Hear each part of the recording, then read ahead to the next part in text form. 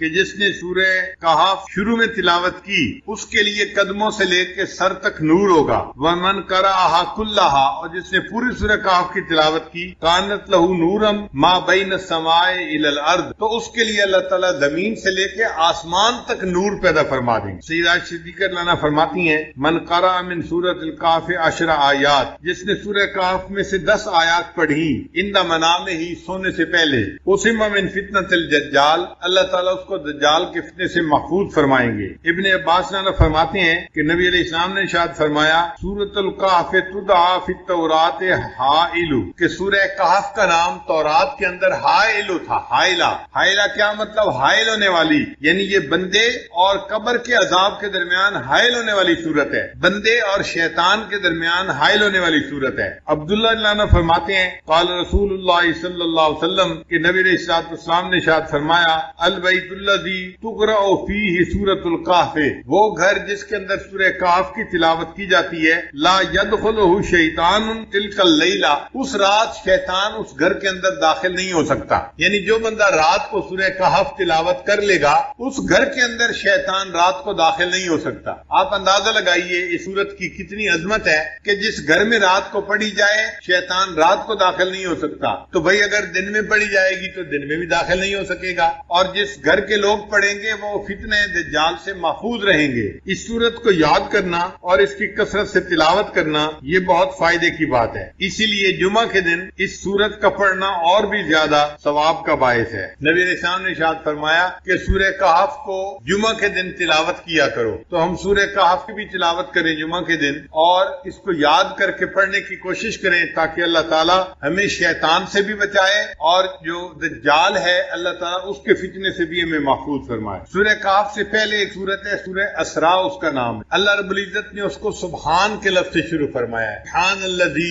اسریٰ بعبدہ لیلا من المسجد الحرام الی المسجد الاقصی، تو سبحان کے لفظ سے وہ سورت شروع ہوئی ہے، اور یہ سورت اسراء یہ سورت کہف اس کے بعد آئی، اس کو اللہ نے الحمد کے لفظ سے شروع فرمایا ہے، چنانچہ سبحان اور الحمد کا ایک جوڑ ہے۔ بخاری شریف کی آخری روایت ہے کلمتان حبیبتان الی الرحمن ثقیلتان فی المیزان خفیفتان علی اللسان سبحان اللہ وبحمدہ سبحان اللہ العظیم۔ تو دیکھیں پہلے تسبیح آئی اور پھر تحمید آئی، اور اللہ تعالیٰ نے یہاں بھی وہی ترتیب رکھی۔ قرآن مجید کچھ صورتیں ہیں جن کو اللہ نے الحمد سے شروع فرمایا، جیسے سورہ فاتحہ ہے، سورہ فاطر ہے، یا یہ سورہ کہف ہے۔ الحمد سے کیوں شروع فرمایا؟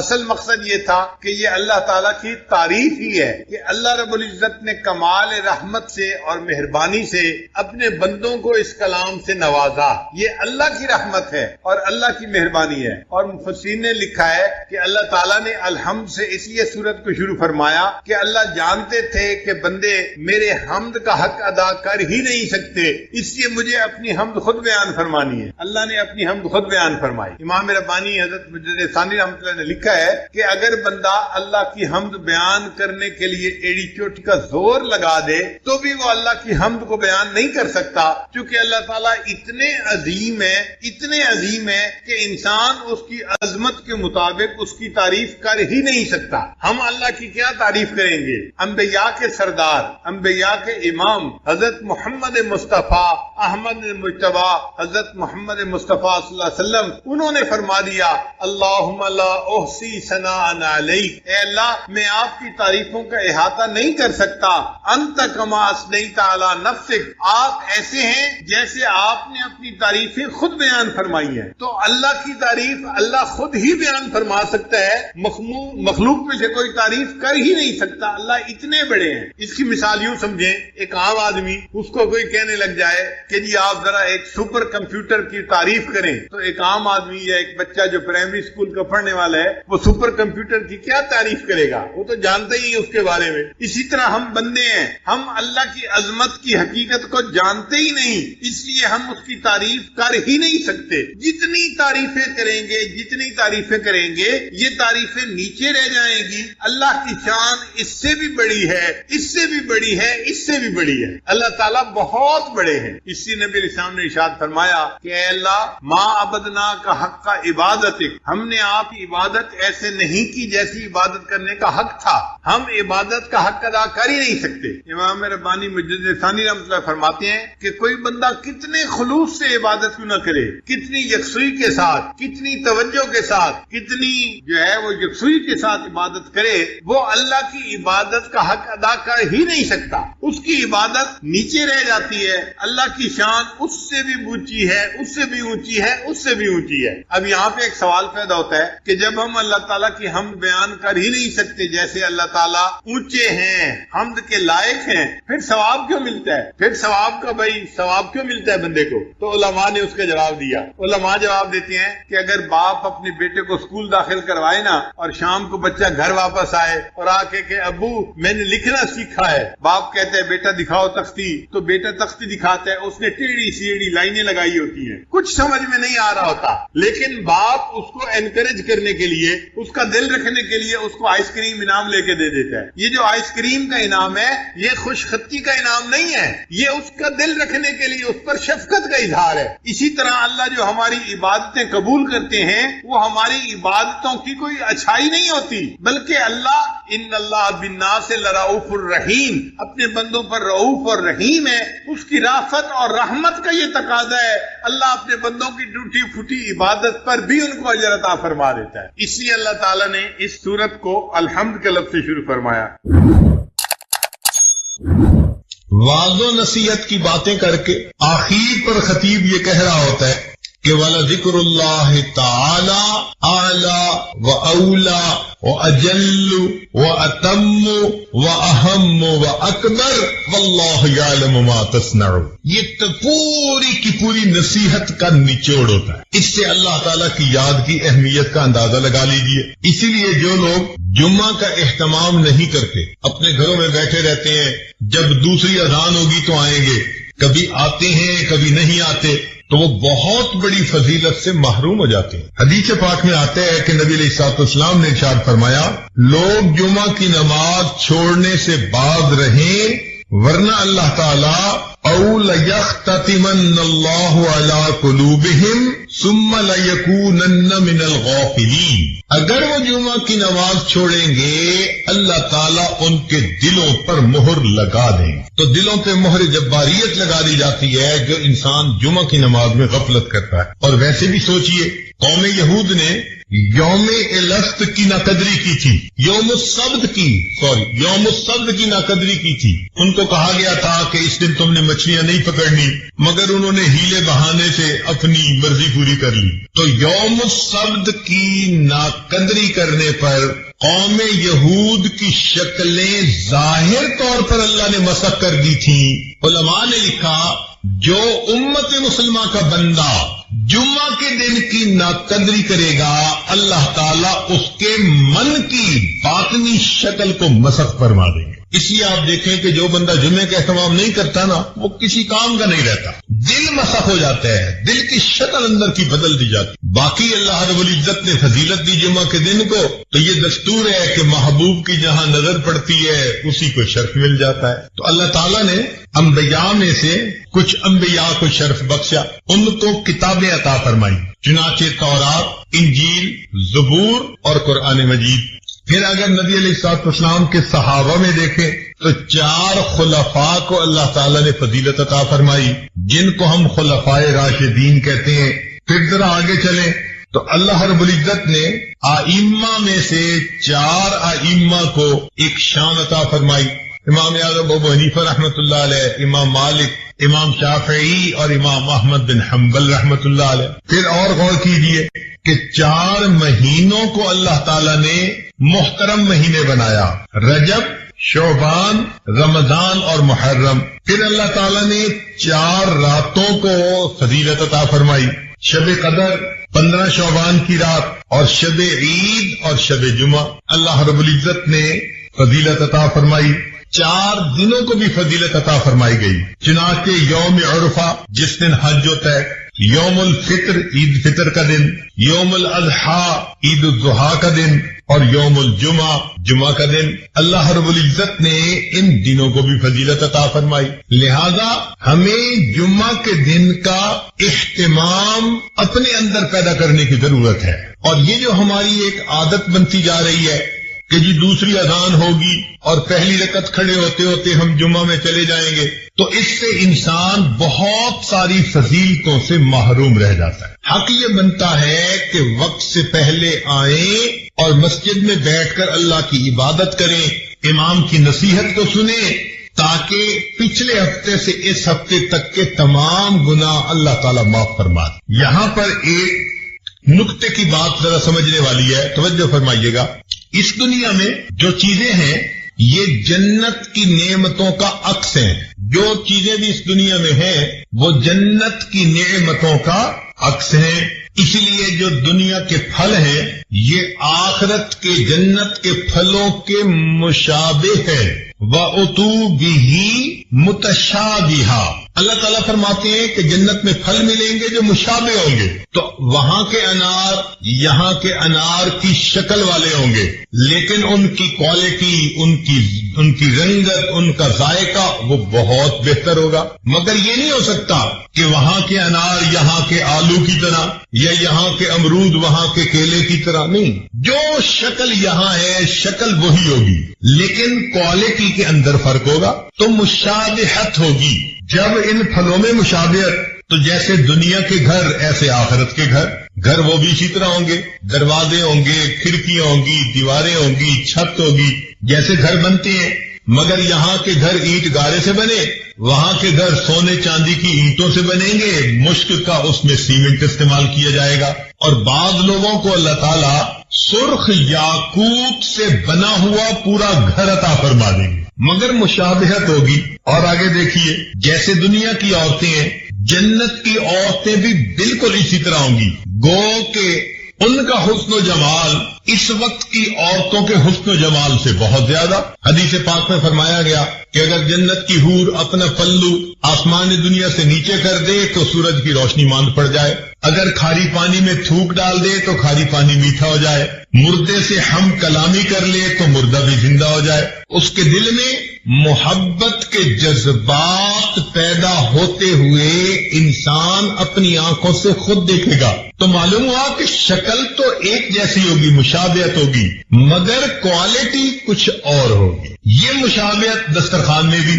چنانچہ دنیا میں ہم دسترخوان لگاتے ہیں تو آخرت کے دسترخوان کی ترتیب بالکل یہی۔ اللہ تعالیٰ فرماتے ہیں وَكَأْسٍ مِّن مَّعِينٍ، ہمارے ہاں بھی یہی ہوتا ہے، دسترخوان بچھاؤ، پہلے برتن لا کے رکھو اور پانی مشروب لا کے وہ رکھ دیا کرتے ہیں۔ پھر فرمایا لا يصدعون عنها ولا ينزفون وفاكهة مما يتخيرون، اور پھر ڈرائی فروٹ لا کے رکھ دیا جاتا ہے تاکہ مہمان اگر کچھ لینا چاہیں تو اس میں سے لے لیں۔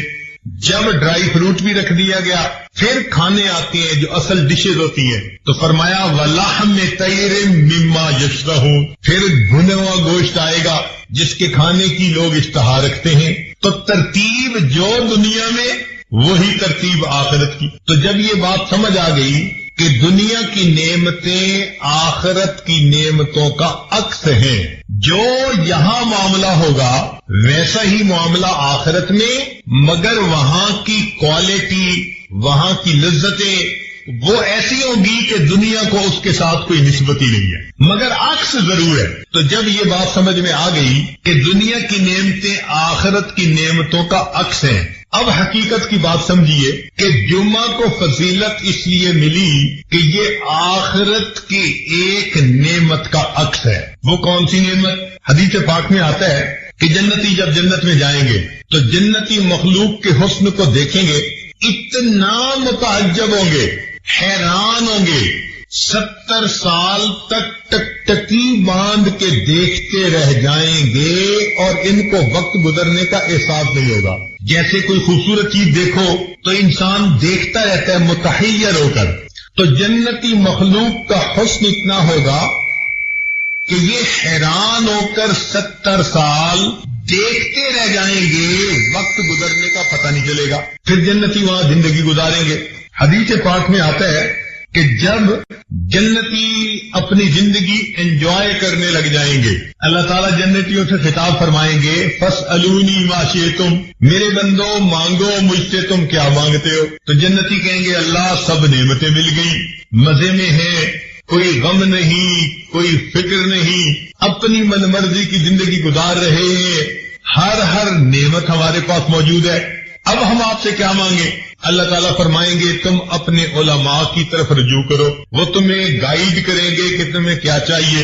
چنانچہ جنت میں بھی ہمیں اپنے علماء کی ضرورت رہے گی، دنیا میں تو رہتی ہے، جنت میں بھی رہے گی۔ جنتی اپنے اپنے علاقے کے علماء جو جمعہ پڑھاتے تھے ان کی طرف رجوع کریں گے، پوچھیں گے جی اللہ تعالیٰ نے فرمایا کہ پوچھو علماء سے تو بتائیں اور کیا مانگے، ہمیں تو کچھ سمجھ نہیں آ رہا ہم کیا مانگیں۔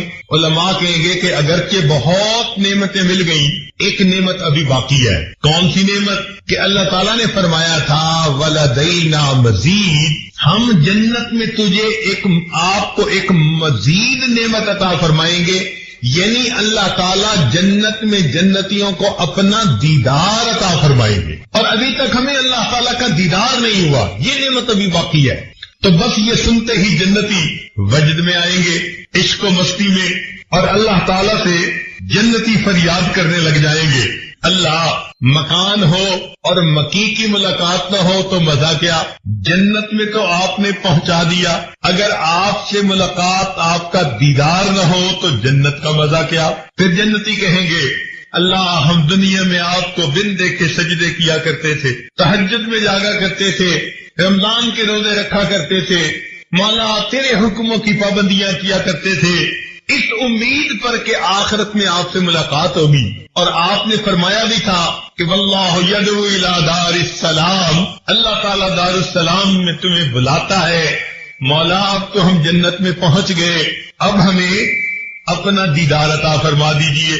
چونکہ جب عاشق صادق کو پتہ چلتا ہے نا کہ محبوب سے ملاقات کا امکان ہے تو اس کا عشق اس کو بے قرار کر دیتا ہے، تو جنتی اس وقت اپنے اندر عشق کا ایسا جذبہ محسوس کریں گے کہ کہیں گے اللہ ہمیں جلدی اپنا دیدار عطا فرما دیجیے۔ اب تو آپ کا گھر بھی ہے، موقع بھی ہے، دستور بھی ہے، محبوب کے گھر پہنچ جائیں تو محبوب ملاقات کا شرف عطا کرتا ہے، لہذا اے میرے مولا ہمیں اپنا دیدار عطا کیجیے۔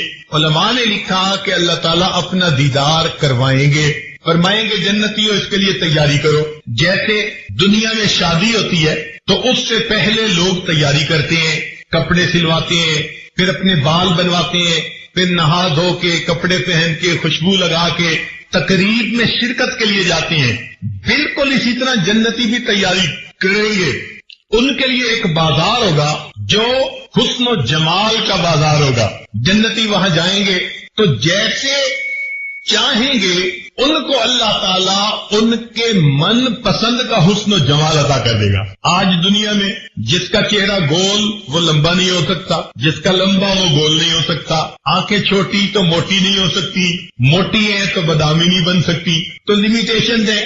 مگر جنت کا معاملہ اور، اس بازار میں جنتی جائیں گے جیسے چاہیں گے، میرے بال ایسے ہوں، میری آنکھیں ایسی ہوں، میرے ہونٹ ایسے ہوں، میرے رخسار ایسے ہوں، ان کے اوپر رخسار کی جو چمک ہے وہ ایسی ہو، خوبصورتی ایسی ہو، دانت ایسے ہوں، یہ سوچتے چلے جائیں گے، اللہ تعالیٰ ان کو من پسند کا حسن عطا کرتے چلے جائیں۔ آپ سوچئے ذرا وہ کیا جگہ ہوگی جہاں مومن کو اس کے من پسند کا حسن ملے گا۔ اللہ اکبر کبیرہ۔ آج عورتیں اپنا میک اپ کرتی ہیں کہ ہم خوبصورت نظر آئیں، لیکن جو اللہ نے ان کے نقش نین بنا دیے اس کو بدل تو سکتی نہیں، لیکن وہاں تو معاملہ ہی کچھ اور ہے، جو سوچیں گے اللہ تعالیٰ من پسند کا حسن و جمال عطا فرما دیں گے۔ پھر جنتی ایک جگہ پہنچیں گے، دریا کے کنارے کی جگہ ہوگی، اور وہاں پر جنتی کرسیوں کے اوپر بٹھا دیے جائیں گے،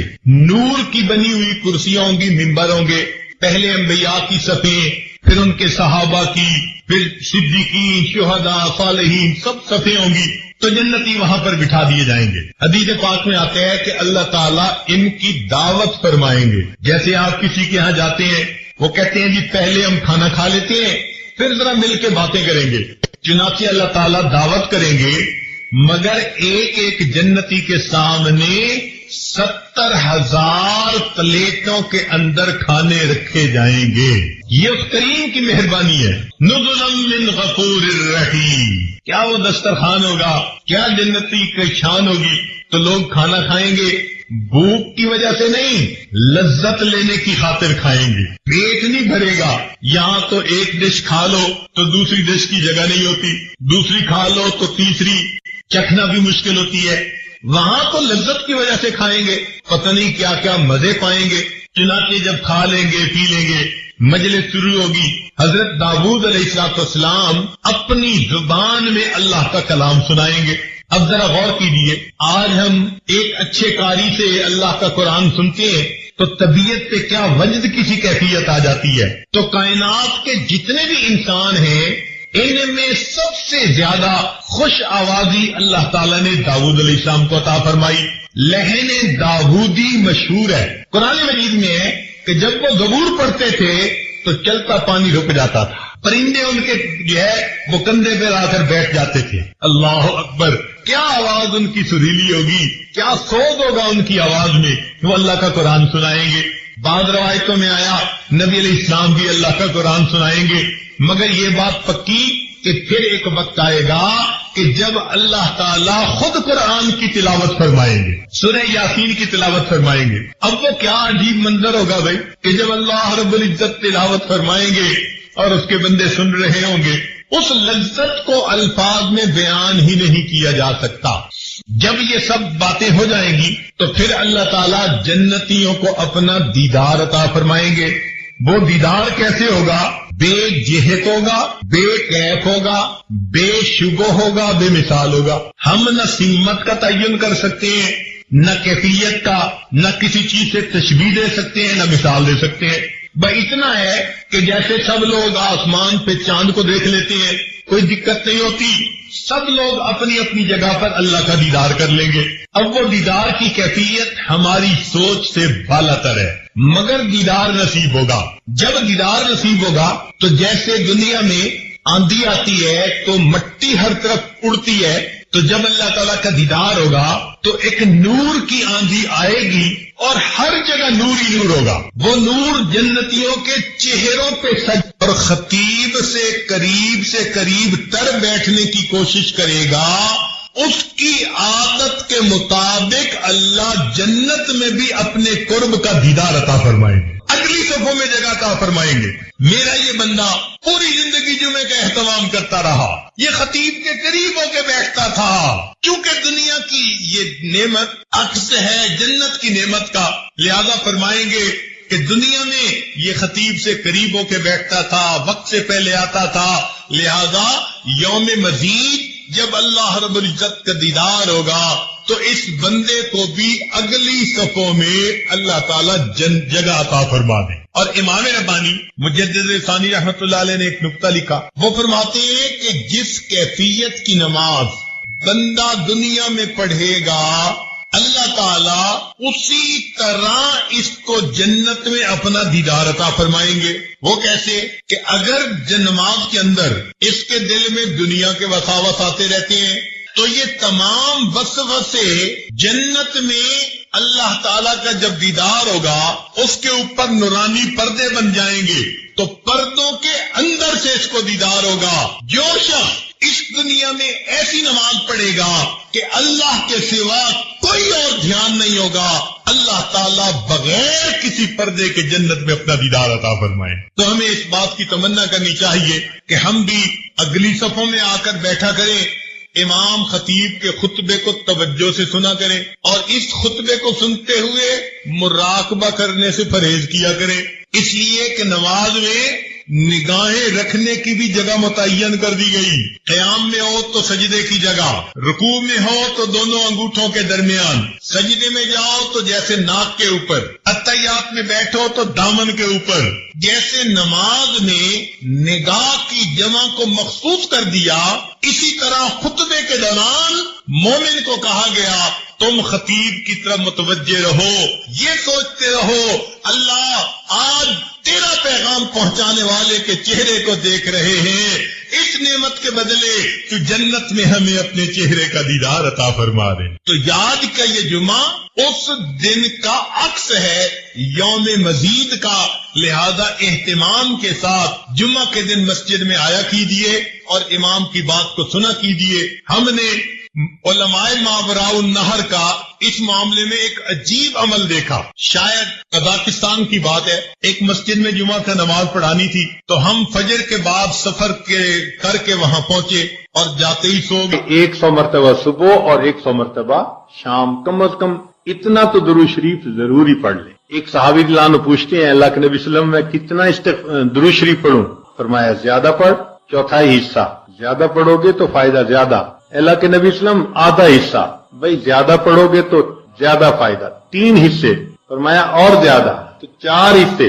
جب انہوں نے کہا کہ میں پورا وقت درود شریف پڑھنے میں لگا دوں گا، نبی اسلام نے فرمایا اذن یغفر لک ذنبک، تیرے گناہوں کو بخش دیا جائے گا اور تیرے غموں کو تیرے سر سے اتار دیا جائے گا. تو درود شریف کے پڑھنے سے اللہ تعالیٰ گناہوں کو معاف کرتے ہیں اور دھو دے. صدیق اکبر اللہ عنہ فرمایا کرتے تھے کہ ٹھنڈا پانی آگ کو اتنا جلدی نہیں بجھاتا جتنا جلدی درود شریف کا پڑھنا انسان کے دلوں کی ظلمت کو مٹا دیتا ہے. سیدنا علی رضی اللہ عنہ فرمایا کرتے تھے کہ اگر اللہ تعالیٰ اور اس کے رسول صلی اللہ علیہ وسلم نے تسبیح، تکبیر، تحمید، تحلیل ان کے فضائل نہ بتائے ہوتے تو میں اپنا پورا وقت درود شریف کے پڑھنے میں گزار دیتا. تو ہم بھی درود شریف پڑھیں، کم از کم 100 مرتبہ صبح اور 1 مرتبہ شام. اس سے کیا ہوگا کہ دل کو غذا پہنچ جائے. چوتھی چیز اللہ کا ذکر کرنا، ذکر لسانی یا ذکر قلبی جیسا بھی معمول ہو. ذکر کے کرنے سے اللہ تعالیٰ کی رحمت اترتی ہے اور حدیث پاک سے دلیل نزلت علیہم السکینہ، ان کو رحمت ڈھانپ لیتی ہے. ملائکہ آ جاتے ہیں ان کے اوپر جہاں لوگ مل بیٹھتے ہیں مختلف جگہوں سے آئے ہوئے اللہ کو یاد کرنے کے لیے. تو ذکر کرنے سے سکینہ کا نازل ہونا بھی اس بات کی دلیل کہ انسان کے دل کو غذا ملتی ہے. ذکر سے ذات کی محبت بھی پیدا ہوتی ہے. جتنا جس چیز کا تذکرہ زیادہ کریں اتنا اس سے محبت ہوتی ہے. تو کثرت ذکر کا حکم اس لیے کہ اس سے اللہ رب العزت کی محبت انسان کے دل میں پڑتی. یہ نغمہ فصل گلو لالا کا نہیں پابند، بہار ہو کے خزاں لا الہ الا اللہ. ہمیشہ ذکر کرنا ہے، ہر وقت کرنا. موسموں کے بدلنے کا اس پہ اثر نہیں ہوتا. اس لیے ہمارے اکابر صبح شام کا کچھ وقت تھا جس میں تنہائی میں بیٹھ کے اللہ کا ذکر کثرت کے ساتھ کیا کرتے. پھر 5ویں چیز جس سے کہ انسان کے اوپر رحمت اترتی ہے وہ ہے اتباع سنت. جتنا ہر عمل سنت کے مطابق ہوتا جائے گا اتنا اللہ کی رحمت ہم پہ برستی جائے گی. جتنا ہر عمل سنت کے مطابق. اس لیے ہمارے سلسلہ عالیہ نقشبندیہ میں بیعت ہونے کے بعد پہلا کام یہی بتاتے ہیں، ہر کام کو سنت کے مطابق کرنے. سر کے بالوں سے لے کے پاؤں کے ناخنوں تک اپنے آپ کو سنت کے مطابق ڈھالنا ہے. کیوں؟ ایک تو اجر ہے، ایک قرب ہے، اللہ کی محبوبیت ملتی ہے، اور تیسرا یہ چیز انسان کے روح کی غذا بھی ہے. دلیل قرآن عظیم الشان میں سے ارشاد فرمایا اطیعوا اللہ والرسول لعلکم ترحمون.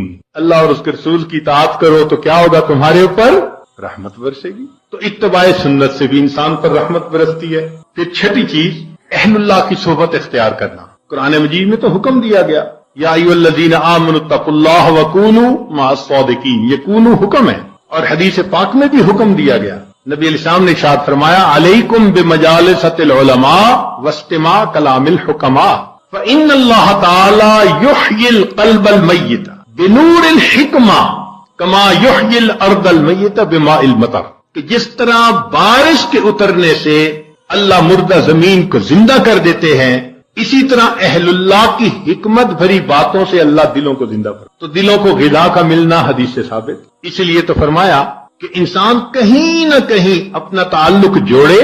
مجدد ثانی رحمۃ اللہ فرماتے ہیں کہ ان مشائخ کی نظر شفا اور ان کا کلام کیمیا ہے.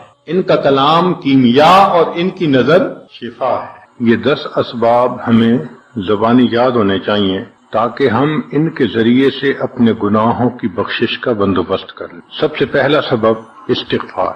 استغفار کہتے ہیں کہ اپنے گزرے ہوئے گناہوں پر نادم ہونا.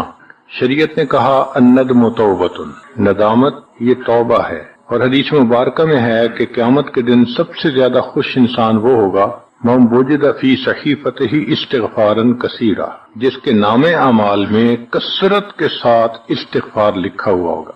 تو ہمیں کثرت سے استغفار پڑھنا چاہیے۔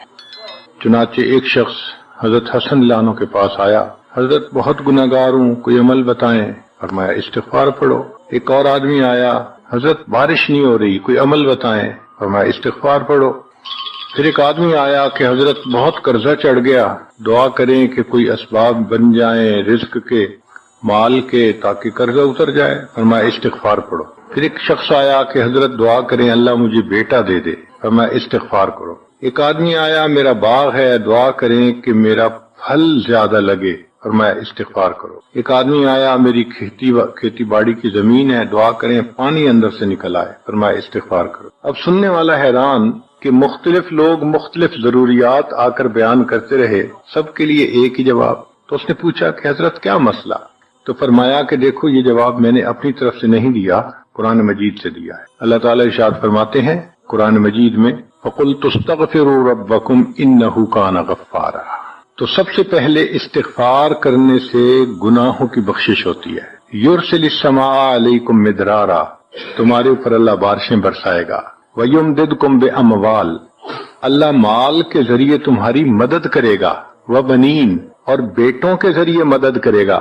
وَيَجْعَلْ لَكُمْ جَنَّاتٍ، اور اللہ تعالیٰ تمہیں درختوں پہ پھل زیادہ عطا کرے گا۔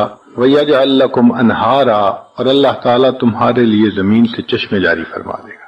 آپ اگر غور کریں تو ہماری روزمرہ کی جو پریشانیاں ہیں وہ انہی میں سے ہیں۔ کوئی بیٹے کے لیے پریشان، کوئی کاروبار کے لیے پریشان، کوئی قرضوں کی وجہ سے پریشان۔ اس کا مطلب یہ کہ اگر ہم استغفار کرنے کی عادت ڈال لیں تو ہمیں کسی اور عمل کی ضرورت ہی نہیں ہے، اور یہ عمل قرآن مجید میں بتایا گیا ہے، یہ پروردگار عالم کا کلام ہے۔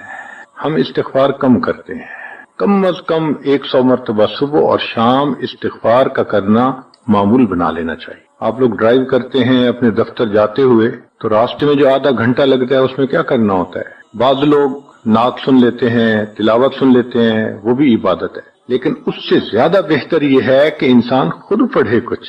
تو اگر اس دوران آپ استغفر اللہ ہی پڑھتے رہیں تو سینکڑوں دفعہ استغفار نامہ اعمال میں لکھا جائے گا، اور اگر پورا پڑھ لیں استغفر اللہ ربی من کل ذنب واتوب الیہ تو یہ سونے پہ سہاگے والی بات ہے۔ تو اپنے ٹائمنگز کو ایسے ایڈجسٹ کریں کہ اس میں درود استغفار کثرت کے ساتھ آپ پڑھ سکیں، کیونکہ حدیث پاک میں یہ فرمانا کہ قیامت کے دن وہ بندہ بہت خوش ہوگا جس کے نام اعمال میں استغفار زیادہ ہوگا۔